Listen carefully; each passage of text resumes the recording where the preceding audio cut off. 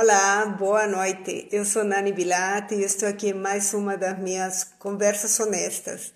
As conversas honestas, elas surgiram do meu desejo como pesquisadora de tratar de alguns temas que são bastante importantes para a nossa sociedade neste momento social, mas de uma forma humanizada, de uma forma um pouquinho mais a partir de histórias de vida, né? Eu acho super importante a gente falar das questões sobre nossa sociedade também de uma forma mais acadêmica, mais estruturada, mas nada melhor do que a própria história de vida para nos relatar, né? Nos contar de uma forma muito mais sensível e uma forma mais cotidiana.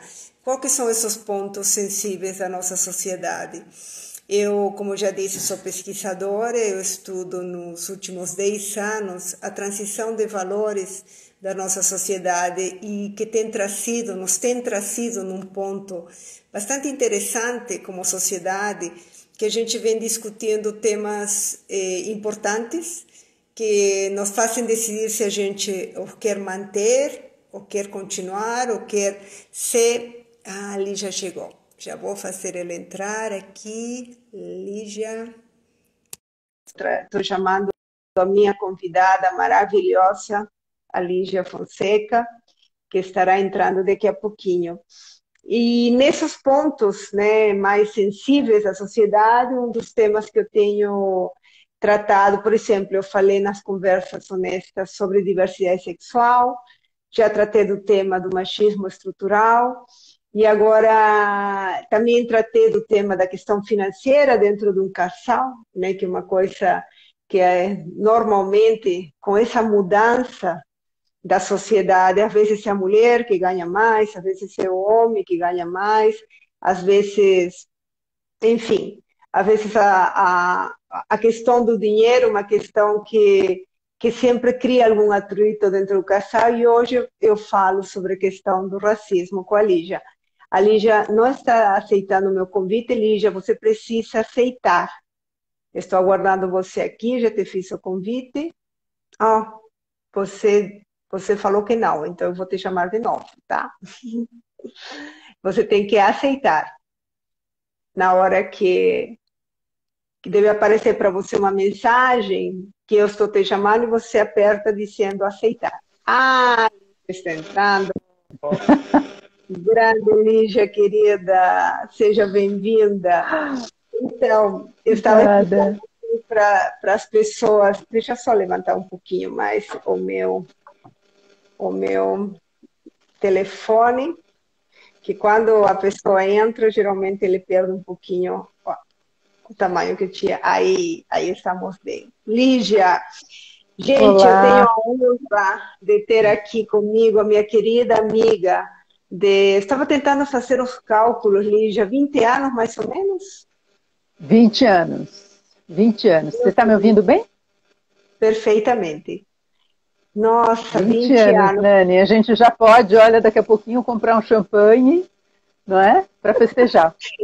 Com certeza. É impressionante. Impressionante como o tempo passa. Pois é, eu tentei fazer as contas, eu falei, só tenho em São Paulo já quase 12 anos, então, né, dá isso. Conheci a Lígia na Renault, eu era fornecedora da Renault, a Lígia trabalhava na área de recursos humanos naquela época, e de lá para aqui a gente se tornou muito amiga, é uma pessoa com a qual eu aprendi muito, né, inclusive que me deu vários ensinamentos em relação à academia, a questão, a importância desse caminho. Ela foi, eu vou falar um pouquinho do teu currículo, Lígia, porque geralmente eu não faço isso, mas eu acho você tão chique, com tantos títulos, meu Deus. que eu faço questão de dizer. A Lígia atualmente é professora de letras da Unifesp, ela é bacharel de letras pela USP, ela fez mestrado em análise do discurso da Universidade de Paris. Aliás, a Lígia tem uma relação muito forte com a França, ela vai nos contar um pouquinho sobre isso. Depois, ela fez doutorado em estudos portugueses e brasileiros também pela Universidade de Paris. Pós-doc na USP, via Instituto de Estudos Brasileiros da Universidade de São Paulo. Ainda é escritora, porque né, não podia ser só isso, ela ainda é escritora, e ela trouxe na pauta brasileira uma figura muito importante que eu vim a conhecer, devo reconhecer isso, vim a conhecer e admirar a partir da minha relação com a Lígia, que é o Luiz Gama, né? Ela escreveu 3 livros sobre ele, e o último está lançando agora, Lições de Resistência, artigos de Luiz Gama na imprensa em São Paulo e Rio de Janeiro. Mas, minha querida amiga, eu quero saber de você, é da Sorbonne, é Universidade, oh, Nélio está aqui me corrigindo, Universidade de Paris ou Sorbonne?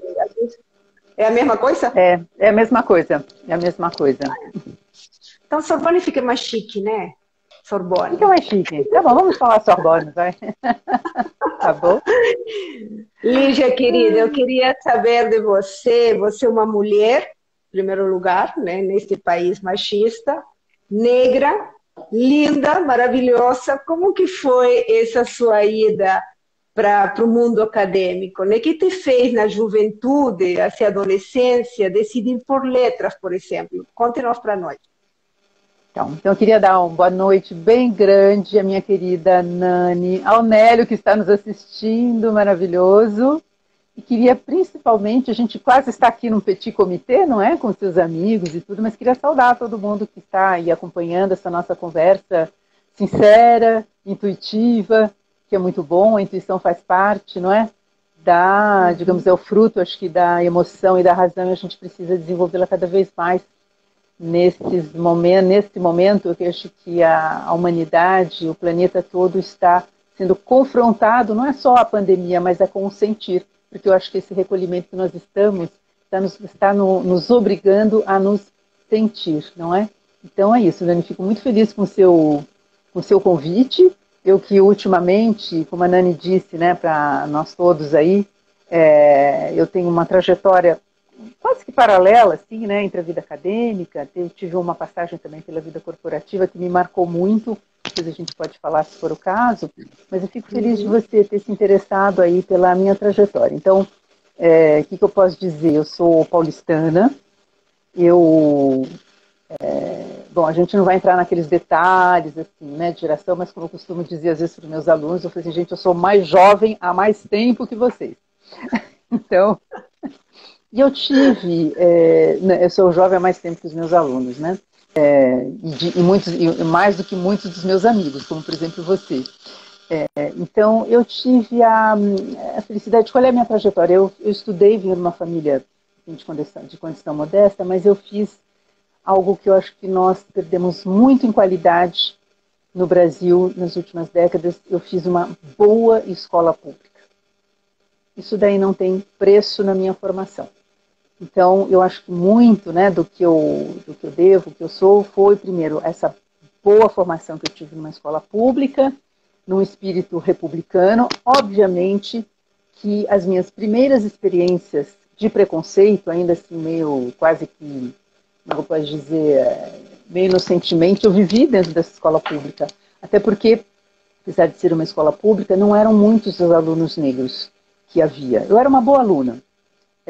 Me destacava, inclusive, e até por conta disso eu atraía umas coisas esquisitas, porque a gente sabe que criança não é, às vezes é cruel, né? Criança é cruel. Então, assim, me chamavam, quer ver? Me chamavam assim de Pelezinha, não era uma coisa, não era um elogio, né? Quando eu comecei a estudar, e assim, na minha época, como eu sou jovem há mais tempo, naquela época a gente estudava no ginásio, não sei se alguém sabe, do pessoal que está nos ouvindo aqui o que é, mas seria o correspondente à quinta, sexta série de hoje, a gente estudava francês nas 2 séries, isso porque já tinha sido cortado, né, muito da formação, enfim, das escolas públicas e da formação no Brasil, de modo geral, mas eu tive 2 anos de francês. Tive 2 anos de francês no primeiro e segundo ano de ginásio, e eu quis continuar, porque a partir dali, até praticamente o final do colegial, que seria o nosso ensino médio de hoje, a gente só ia ter inglês. Eu sempre gostei de línguas em geral, mas eu tive eu acho que teve uma coisa assim, meio epifânica, né, de assim, uma revelação. Eu tinha 10 anos e meio na primeira aula de francês que eu tive no ginásio, Foi uma coisa assim, eu me lembro da professora, me lembro do nome do livro, e teve como é que eu posso dizer, algo assim, um amor à primeira vista, um coup de foudre, como se diz em francês, pela língua francesa. Naquele momento, eu tinha 10 anos e meio, e eu devo dizer a vocês, foi naquele momento que eu decidi estudar francês e me tornar professora de francês. Uma Olha coisa curiosa. só. Não só me tornar professora de francês, mas foi uma coisa muito curiosa porque isso daí acabou traçando assim, praticamente todo o meu destino pessoal, meu destino profissional, meu destino nessas duas vertentes, que é academia e vida corporativa, como você mencionou, foi até numa empresa francesa que nós nos encontramos, né? Eu conheci Exato. você, conheci o Nélio, ainda tenho muitos amigos, me levou para o Paraná e me levou também para uma trajetória, enfim, para uma vivência na França de alguns anos. Mas, enfim, voltando à escola, foi no final do colégio que eu já tinha, naquela época a gente estudava, depois dos 2 anos de ginásio, eu queria continuar os estudos de francês, não era possível na escola pública, então minha mãe conseguiu, batendo em muitas portas, porque a gente não podia pagar, uma bolsa para mim na Aliança Francesa de São Paulo, onde eu estudei por 7 anos. Naquele momento você fazia cursos longos, então você tinha uma estrutura um pouco mais tradicional, porém muito eficaz, né, de 1 ano para cada, enfim, não tinha módulo, essa coisa de 2, 3 meses. Então eu fiz 7 anos, eu fui aluna da Aliança Francesa por 7 anos, fazendo, na época, o que eles chamavam de estudos superiores. Se tiver Uhum. pessoas aí jovens como eu há mais tempo, cujos pais ou mães estudaram na Aliança Francesa, eles devem ter ouvido falar do curso de Nancy, não é? E depois eu desejei continuar, me tornei professora da Aliança Francesa, praticamente no mesmo tempo em que eu tinha interesse por várias coisas, né? Em geral, uma predominância pelas humanas. Mas eu fiquei entre história, letras, até prestei um vestibular na PUC para direito, entrei, não cursei porque tinha que pagar, e a minha mãe ficou muito frustrada, porque ela tinha aquele sonho de eu fazer o direito, e acabei optando por fazer letras na USP. Foi lá então que eu fiz português, francês e linguística. Né? Então, e continuei minha vida, eu comecei aos 19 anos a trabalhar, e eu comecei, o primeiro registro em carteira na Aliança Francesa como professora de francês. Aliança Francesa, onde hoje, enfim, eu tenho uma longa história. Hoje eu sou conselheira, então já passei por tudo. Fui aluna, fui professora, depois coordenadora, já fui diretora e agora sou conselheira. Então é E isso. você, na realidade, a tua conexão com a França e com a língua francesa deve ser kármica, né? Porque é Eu acho que impressionante sim.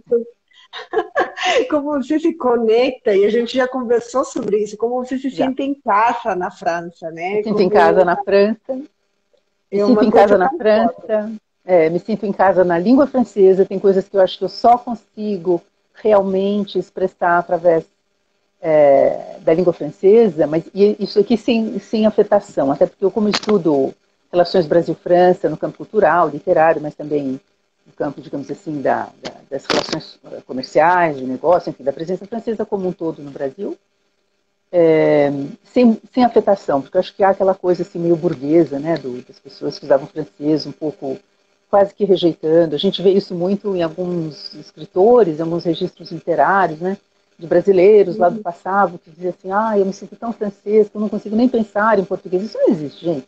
É uma afetação. Mas eu estou falando de um sentimento genuíno. Não, é porque a gente não tem transfusão de língua. Você nasce numa língua codificada, e isso para mim sempre foi muito claro. Eu sou brasileira, né? A minha língua, digamos que minha estrutura materna, paterna, enfim, é o, Uhum. é o português, mas eu tenho esta outra língua. Você falou aí de uma ligação kármica, que eu recebi em 2018 uma condecoração da França, chamada Palmes Opa! Académique.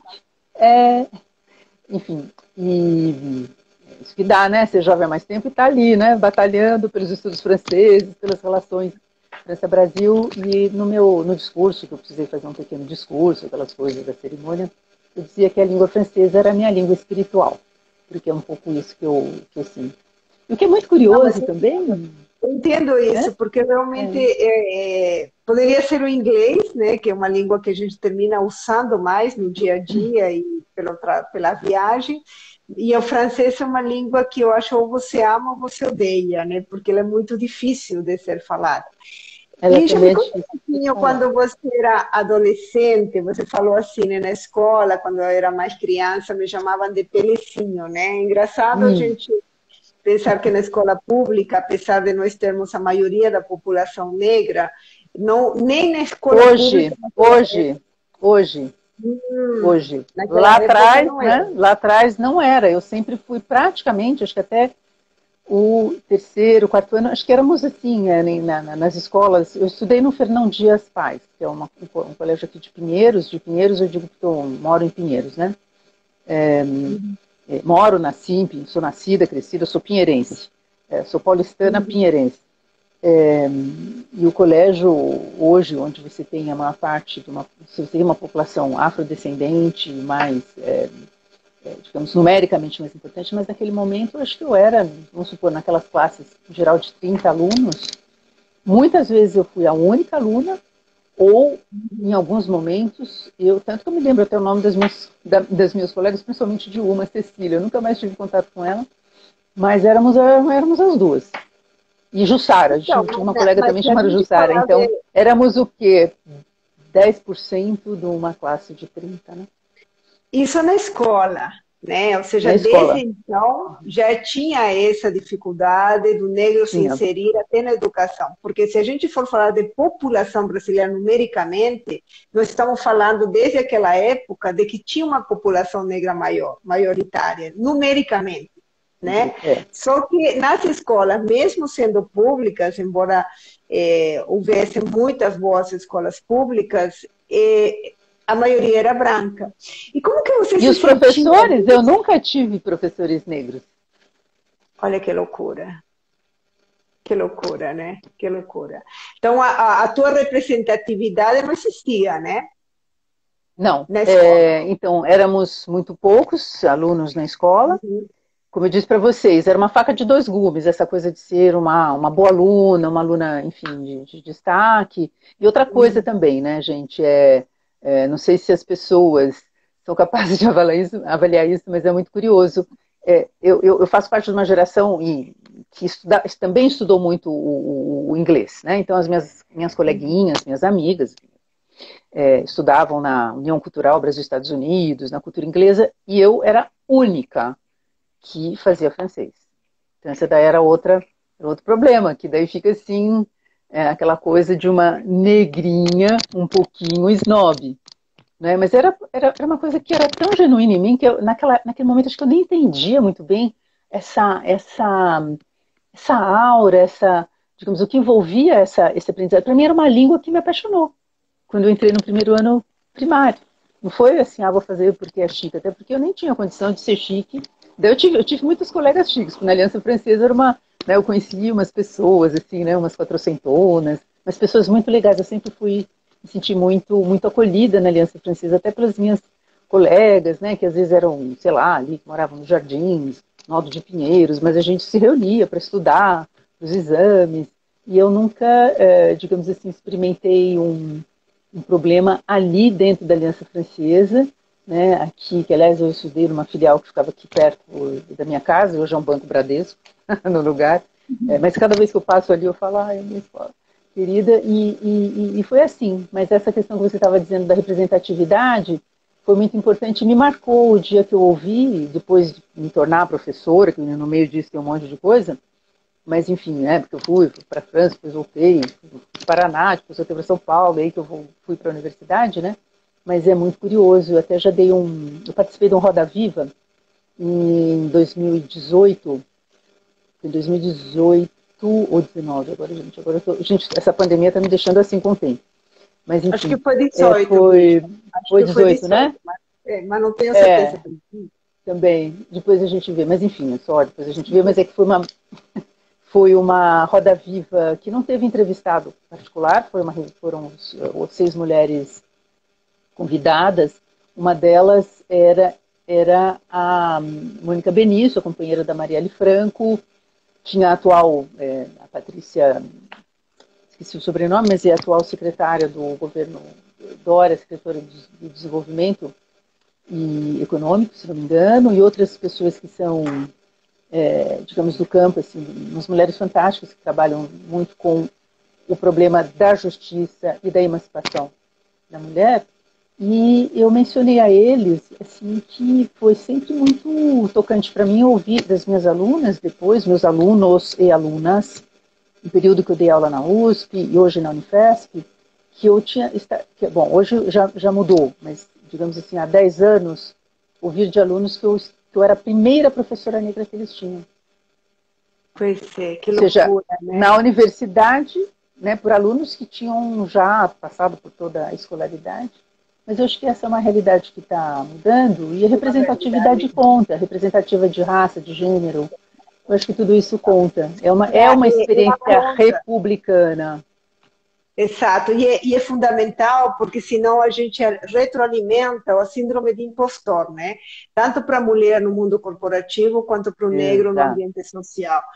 Mas quando você era jovem, né, na adolescência, época de paquera, assim, isso, como que era você ser uma das poucas negras no teu colégio? Aí a coisa pesava.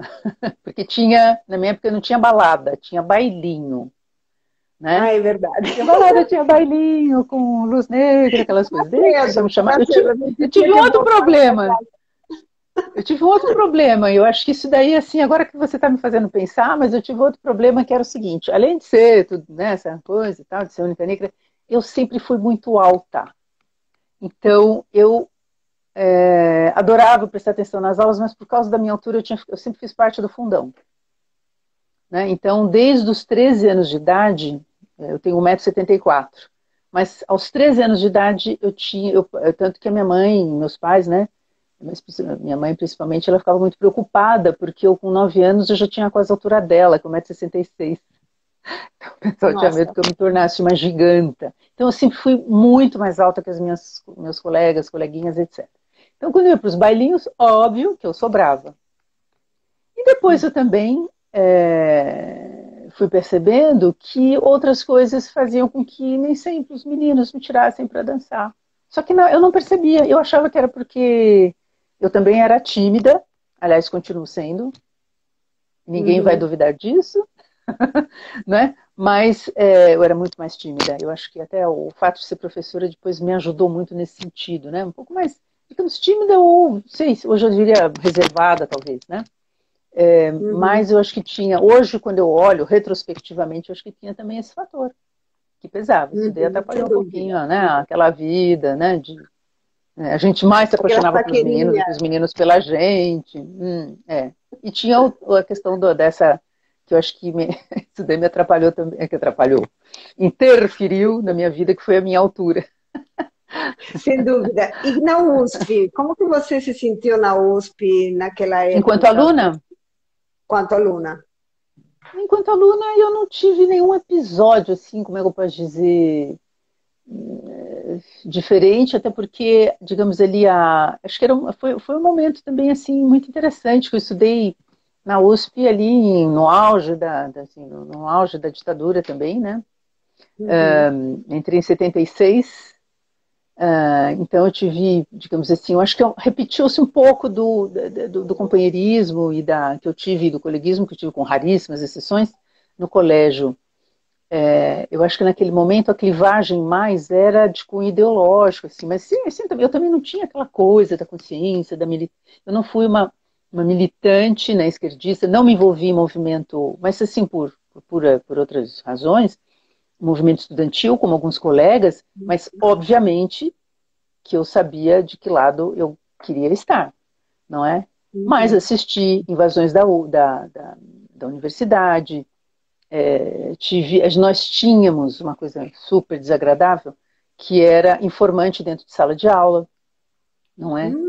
Mas ainda na faculdade, tínhamos informantes, a gente tinha, enfim, a gente sabia, né, dos caras que chegavam, sentavam lá e ficava assim, ó, de braço cruzado assistindo aula, a gente falou assim, quem é? Em aula de francês ainda por cima, enfim, qualquer aula, né? O curso de letras não era no prédio atual, era no que a gente chama as colmeias, né? A gente tem outras coisas funcionando ali, aqui na cidade universitária. Mas, e de novo, eu fui na minha licenciatura, eu era a única aluna de francês negra, Uhum. Mas como eu, quando entrei, tanto que eu fui dispensada de várias aulas de língua, principalmente, porque eu já era professora da Aliança Francesa.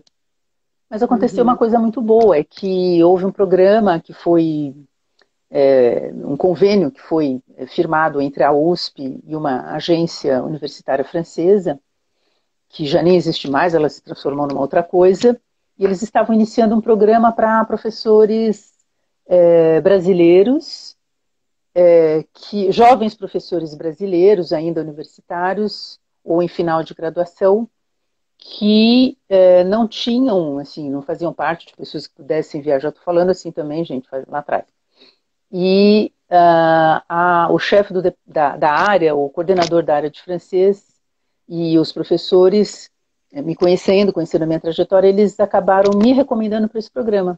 Foi graças a esse programa que eu estive na França pela primeira vez e fui num programa chamado, fui a primeira brasileira que foi assistente de português, assistente de português, era para dar aula de português do Brasil, em colégios e liceus, que seria Fundamental 2 e ensino médio lá, né? Fui nos liceus bacanas, porque na França essa formação do liceu é muito importante, e eles até então tinham só assistentes de português de Portugal, então foi uma novidade, porque eles abriram esses postos que eles chamam, né? Esses postos para professores latino-americanos. Então fomos, além do Brasil, houve mais uns 4 ou 5 assistentes, de espanhol no caso, latino-americanos. Era um programa voltado para latino-americanos. E Foi tua primeira experiência na França?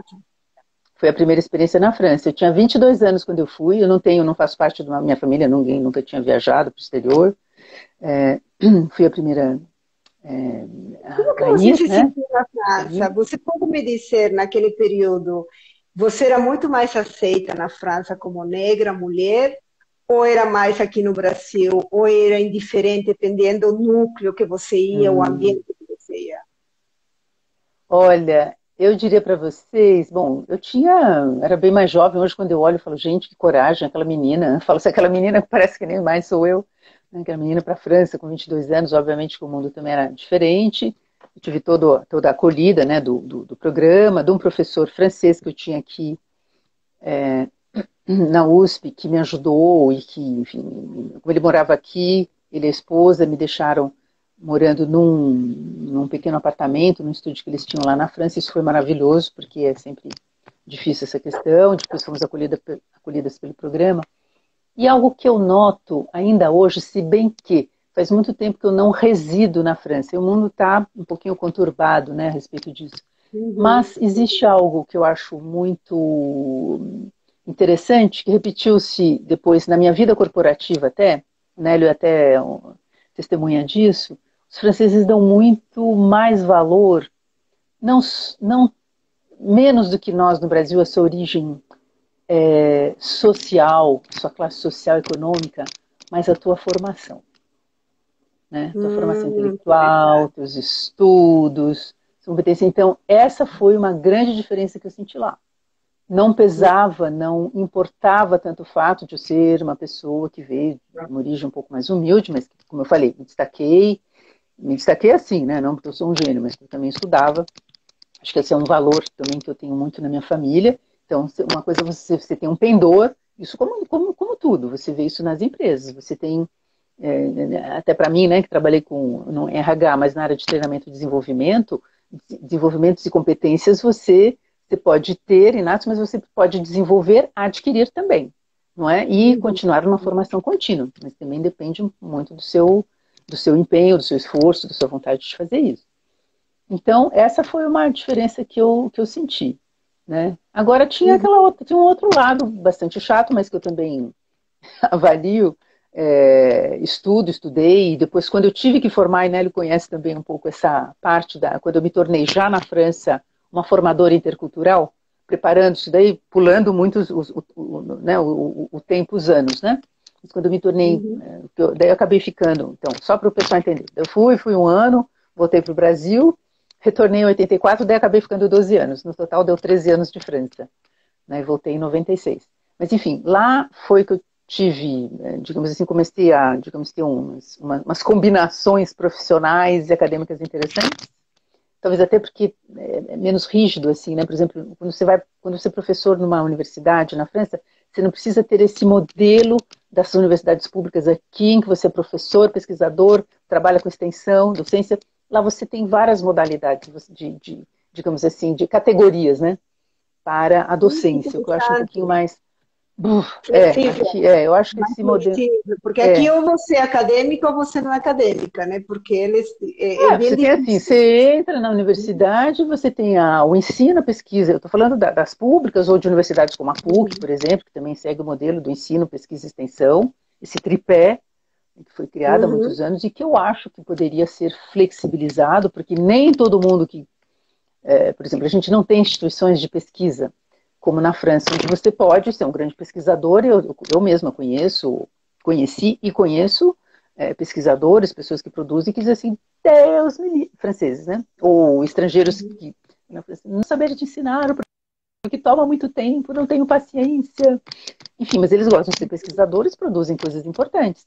Tem pessoas que gostam de casar as duas coisas, né? E tem outras que, estou aqui, tenho que fazer as duas coisas. Ok. Então a gente na Uhum. universidade brasileira não tem, você entra com esse padrão, então assim, eu não sei, eu não vejo nos próximos 5, eu não sei o que seria possível da gente modificar nisso, né? A gente está falando de outra coisa, o que é?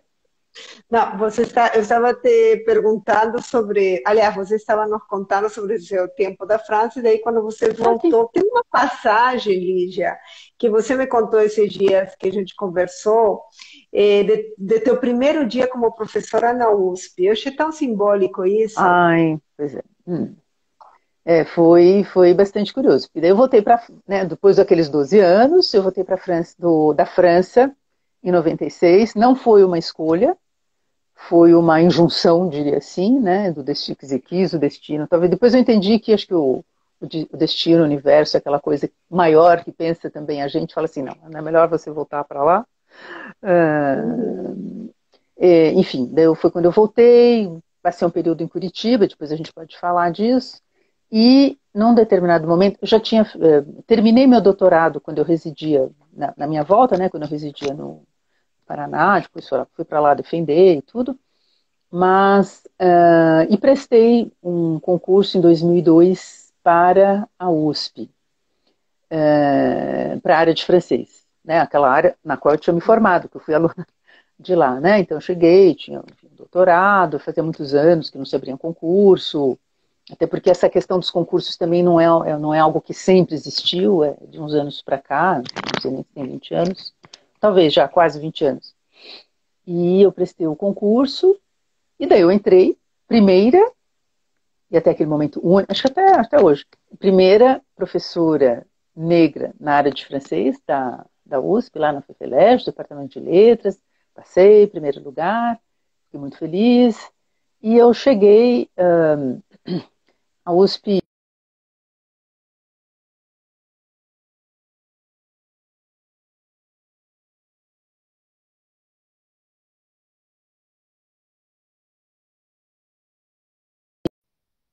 Deu uma travada aqui.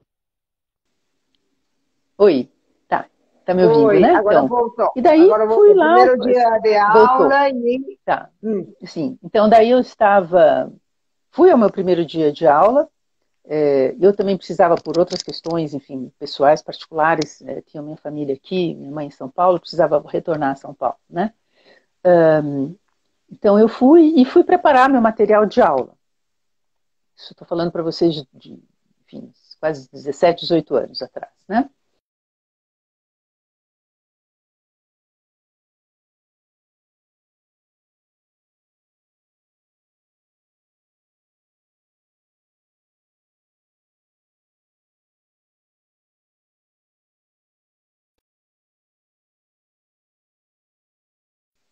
Oi? Você me ouviu? Quer que você conte essa história? Continua. Você está me ouvindo bem? Agora sim, de vez em quando você congela. Eu fico me vendo sozinha, então não sei se eu continuo, mas enfim, vamos lá.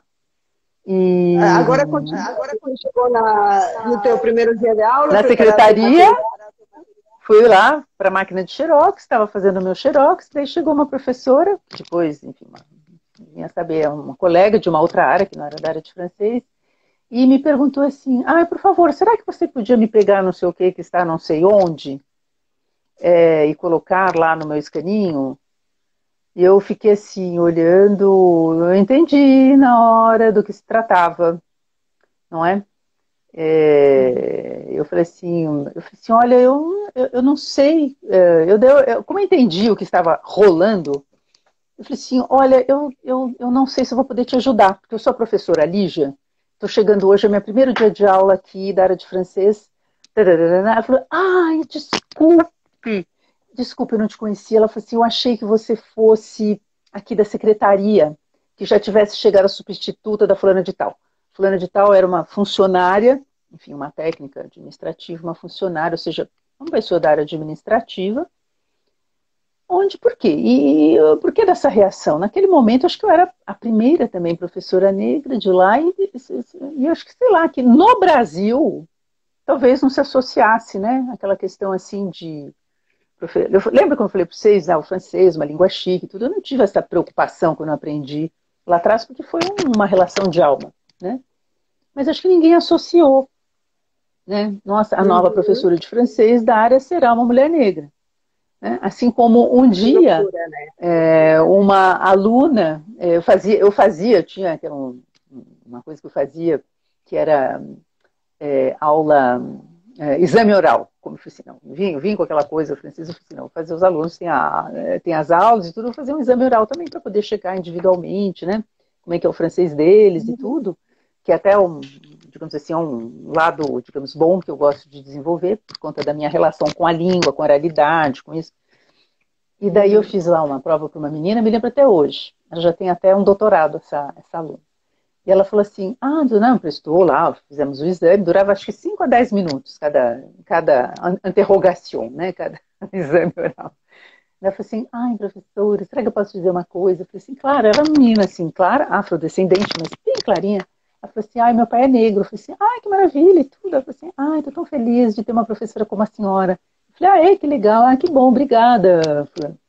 E ela falou assim, e a professora X, que era da minha área, disse no semestre passado que nós íamos ter uma professora muito exótica.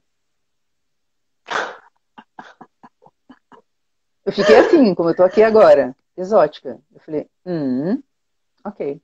Exótica. Então, gente, quer dizer, a palavra exótica, se a gente for olhar uma definição de dicionário brasileiro ou francês, é o quê? Aquilo que é de fora. O que é uma coisa exótica? Eu até brincava com os franceses, né? Porque eu falava assim, olha, para mim, exóticos são vocês. Né? Porque eu vinha do Brasil, dos trópicos, era negro e tudo, né? Enfim, o francês me acha exótico, ainda vai lá. Né? Mas, assim como o francês, o exótico é isso. Era dentro do Brasil, né? Isso daí foi... Isso aí traduz o quê? Por parte né, falando de colegas brasileiros, enfim, intelectuais, né? Estudavam literaturas da França e de outras regiões,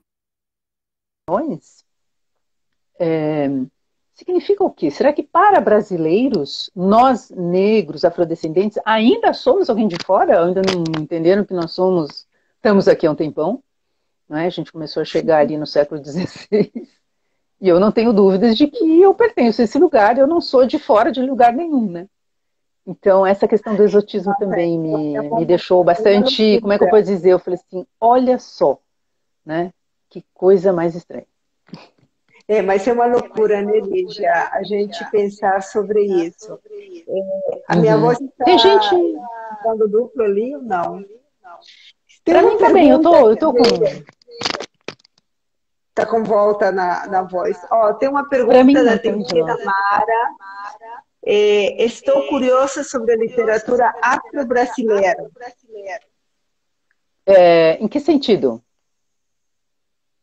O que ela quer que eu responda? Você trouxe para nós o Isama, né? Oi? Sim, eu fiz então. Fiz um doutorado Eu fiz um doutorado, enfim, eu não vou dizer como é que a gente chegou nisso aí, mas enfim, seria uma longa história, mas é verdade que eu tenho uma ligação com duas coisas. Existe uma resistência, exclusão, racismo, da literatura.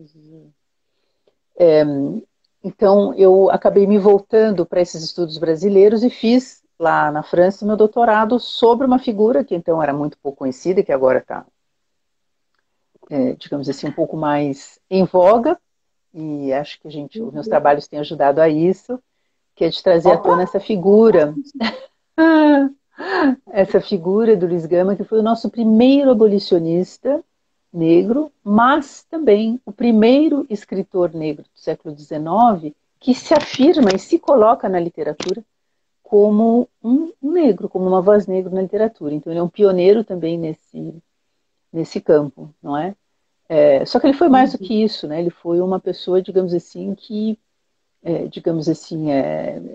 questionou um Estado, um regime escravista, uma justiça que, como nós ainda temos no Brasil, né, que funciona, tem várias velocidades, não é? Tem a justiça para brancos, justiça para negros, tudo isso que nós estamos agora percebendo aqui no Brasil, mas o Luiz Gama eu estudei de uma maneira bastante abrangente, né, a partir de um estudo voltado, digamos assim, à sua vida, à sua história, me falando de um período maior da história da literatura brasileira, né? Então o meu foco é bastante nele. Obviamente que a gente conhece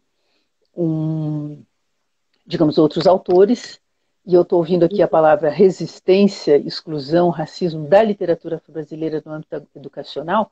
Eu acho que eu, por exemplo, nunca estudei autores negros na minha formação. Acho que somos vários a ter estudado aqui no Brasil, até recentemente, porque a gente só vai ter uma lei, não é? 10.639, 2003, que vai meio que obrigar a inclusão desses conteúdos, não é? Então, na verdade, isso, eu acho que essa resposta, eu diria, isso foi mais verdade, e muito verdade, antes da lei 10.639, hoje 11.645, que também inclui a história e conteúdos de origem, digamos assim, das culturas também indígenas, né? Lembrando que o Brasil, até o final do século XIX, a matriz do Brasil principal eram os donos da terra, os indígenas, depois os milhões.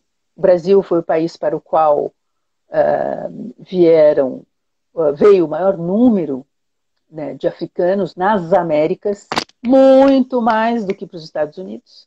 Tanto que nós somos hoje, pelo IBGE, né, autodeclarados, somos 54% da população negra afrodescendente, né, contando, né, e aí acho infelizmente uma estatística, uma proporção menor de outras etnias, digamos assim. Nos Estados Unidos, esses americanos que podem, aí inclusive eu estava observando hoje, né, que tem um evento, um fato muito importante, quer dizer, um dos últimos ícones e líderes, né, da campanha dos direitos cívicos, companheiro de Martin Luther King, que faleceu recentemente, vai ser sepultado, John Lewis, que vai ser sepultado na quinta. Você veja o que essa população, que representa apenas 13%, ou seja, quase 4 vezes menos do que a gente, mas também o que eles são capazes como eles são capazes de mover o Estado, Lígia, o regime, um país, uma nação. Eu acho que tem um corte. Eu estou trabalhando a questão da negritude com um cliente justo nesta semana. Acho que para nós, América Latina, eu vou falar do Brasil, mas isso é muito próximo no meu país, Peru, a questão econômica rege mais a segmentação de classe. Não concordo. Não concorda? Não concordo. Será que tem algum negro assistindo a gente? Ou afrodescendente? Sabe por quê? Se isso fosse verdade, nós não teríamos, ou então eu já faria parte, embora eu não seja rica, mas enfim, posso me considerar uma pessoa, enfim, sou uma professora de classe média, professora de uma universidade pública. Então, à medida que eu fosse ascendendo, entre aspas, nesse perfil sociocultural, eu não vou dizer econômico, porque eu estou muito longe de ser, sei lá, uma classe AAA, AAA, né? Isto desapareceria. E não é verdade.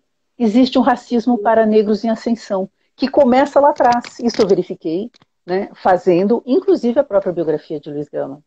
Então, isso daí é uma, digamos assim, não, a questão é social. Não é, porque senão ela se... Então, neste caso, por exemplo, nós teríamos, vamos pensar no que é o empowerment e o poderio econômico, a assertividade, né, dos negros americanos, que lá você tem empresários, você tem já teve chefe de Estado-Maior negro. Então, essa categoria não teria os problemas que tem hoje.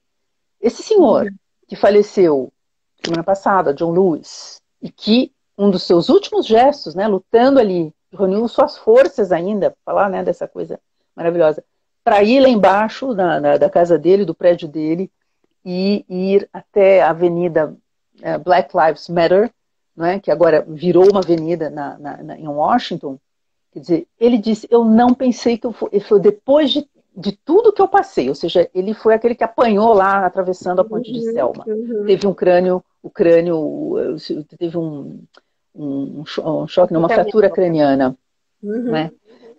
Ele teve preso 45 vezes. Mas ele assistiu ao quê? A ascensão de um presidente negro nos Estados Unidos com 2 mandatos.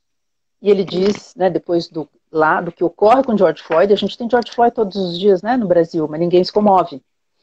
E ele diz, eu não pensei que eu fosse assistir a isto que eu estou assistindo agora. Então, eu diria para você que eu mesma, além de ser uma prova viva de que isso daí é uma falácia, e é uma construção, talvez, aí que veio da nossa tentativa de enxergar o Brasil como uma democracia racial e não enfrentar este problema estrutural, eu diria mais do que estrutural, porque esse racismo estrutural também está ficando um pouco batido, acho que não basta só pensar a coisa em termos de estrutura, acho que ele é sistêmico, mas ele também precisa ser analisado, eu também não acho assim que o racismo está em todos os lugares. Ele está em muitos lugares, mas a gente precisaria ver assim, em quais ele está mais e para onde, ou quando a gente não olha para ele. Certo? Então, o que eu não consegui concluir, Lígia, é que eu acho que desculpe, eu te interrompi. Não tem problema. Tem uma questão da questão da economia, da classe social, isso é muito importante para o brasileiro e acho que para o latino, e ainda se soma isso a questão racial. Ou seja, não é uma questão que não tem a questão racial, imagina. Né? O título dessa live é racismo estrutural. Lógico que tem, está tudo dentro do nosso sistema social. Mas nós, diferente dos Estados Unidos, eu acho que o tema lá, racial, é um tema que tem um outro peso que tem na nossa sociedade, para o bem e para o mal. Né? A gente agora está trazendo o tema do racismo para as pessoas começarem a discutir, estar em discordância, começar a olhar para aquele assunto. Né? Por que uma pessoa como você, uma mulher, passa por tantos lugares acadêmicos que terminou sendo a primeira professora negra, uma das poucas alunas negras, num país onde a maioria da população é negra? Não faz sentido nenhum. Não faria sentido nenhum. Não faz sentido nenhum. Agora, então, assim, eu não quis dizer que o racismo não seja um problema. Eu quis dizer que nós ainda temos uma questão ligada muito à desigualdade social, que se soma muito e se potencializa na questão negra, né? Como você fala, todo dia morre um monte de jovens nesse país, e boa parte deles são negros. Então, a questão da desigualdade, a desigualdade, sim. Acho que aí tem duas coisas que ela vai se somar. Né? Eu talvez tenha entendido, muitas vezes a gente ouve dizer assim que com a questão... Não, a questão se resolverá quando houver um pouco mais de igualdade e pela questão, a igualdade do ponto de vista econômico. Aí é que eu acho que não é só isso, porque, digamos, o preconceito, essa coisa, digamos, o preconceito, né? Eu não falo só do racismo, porque quando eu falo preconceito, eu estou abrindo um leque de coisas. é uma atitude humana, assim, que, digamos, humana e tão antiga quanto a própria humanidade, não é? Então, é uma questão ética, é uma questão da gente se olhar, é uma questão da relação com o outro. O racismo, ele nada mais é de que uma dessas questões dramáticas, né, da nossa relação em relação ao outro diferente, não é? Então, dizendo assim, sendo bem radical, assim, dá vontade de dizer, gente, vamos parar com isso, porque se um dia viesse um vírus que apagasse a cor da nossa pele ou arrancasse a nossa pele, gente, todo mundo ia ser vermelho. E não ia... Né? Então, como é que eu posso dizer? A gente precisa, como é que eu posso dizer, esse equilíbrio difícil de eu sou o que sou por conta da minha pele, mas também eu sou outra coisa e mais, e além disso aí. Até porque tem uma linha bastante sustentada cientificamente de que raça é uma construção, né? Uma construção, Você mas não perene, tem, né? é, total. Perene, por enquanto. Você não tem biologicamente suficientes registros científicos para catalogar as raças diferentes. Você pode falar em etnias, você pode falar em outras coisas, mas não é raça. Mas a gente está tratando aqui, nós estamos num momento muito especial, Lígia, na nossa sociedade, muito. em que a gente está revendo a nossa moralidade. A gente está revendo a questão da diversidade sexual, a gente está revendo as estruturas do sistema social, né? O machismo, o racismo. Eu considero que pessoas como você trouxe o Luiz Gama para o lugar que você trouxe, porque foi você que trouxe, minha amiga, você sabe muito bem. Resgatou essa figura icônica para todos nós. Então, esse tipo de literatura, esse tipo de conhecimento é fundamental. Eu aprendi muito com você de teus escritos de Luiz Gama, né? A gente precisa realmente falar mais sobre isso, errar, acertar, mas falar mais sobre isso. Então, eu não sei quanto tempo a gente tem ainda, Nani. Que é uma... Mais 5 minutinhos. Mais 5 minutinhos. 5 minutinhos, né? Então, pois é. Então, eu acho que é muito importante, sim, a gente falar disso e trazer essa discussão, digamos assim, de uma maneira muito serena. No Brasil, hoje, é difícil a gente abordar algumas questões com serenidade. Mas hoje nós não tivemos tempo de falar disso, né? Que foi toda a vivência que eu tive no mundo corporativo, né, dentro do RH, no Paraná, que também não é o meu estado de origem, enfim, teremos experiências interessantíssimas a contar por lá, mas eu acho que hoje a gente está vendo, por exemplo, eu faço parte de uma geração que também não via, não se reconhecia em propagandas. Hoje a gente tem, né, o pessoal gritando. Eu acho muito interessante, assim, o pessoal aí um pouco mais jovem, né, poderiam ser meus filhos e filhas, gritando por mais representatividade, e eu falo assim, gente, peguem revistas como Marie Claire, Cláudia, e procurem uma propaganda em que vocês vejam modelos negros, que não sejam empregados, motoristas, etc. Ou seja, hoje quando eu olho uma Gastern, uma Boticário, uma Natura, enfim, algumas marcas que nesse campo, né, de artigos de luxo já apresentam revistas, modelos negros, eu falo, puxa, a coisa evoluiu. Não está satisfatório? Não está. Mas, gente, é incomparavelmente melhor.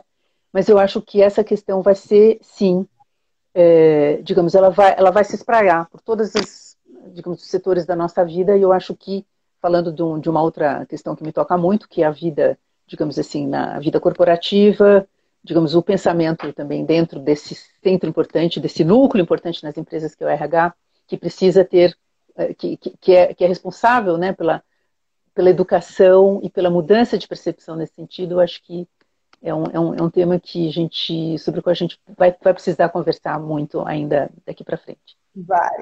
Você vai precisar estar cada vez mais falando, né, Lígia? Você tem tanta força na sua presença, no seu conhecimento para aportar na sociedade. A gente precisa dessa fala, a gente precisa da sua presença, a gente precisa de que mais gente te conheça a tua história, conheça teus livros, porque Obrigada, a gente precisa ter essa representatividade.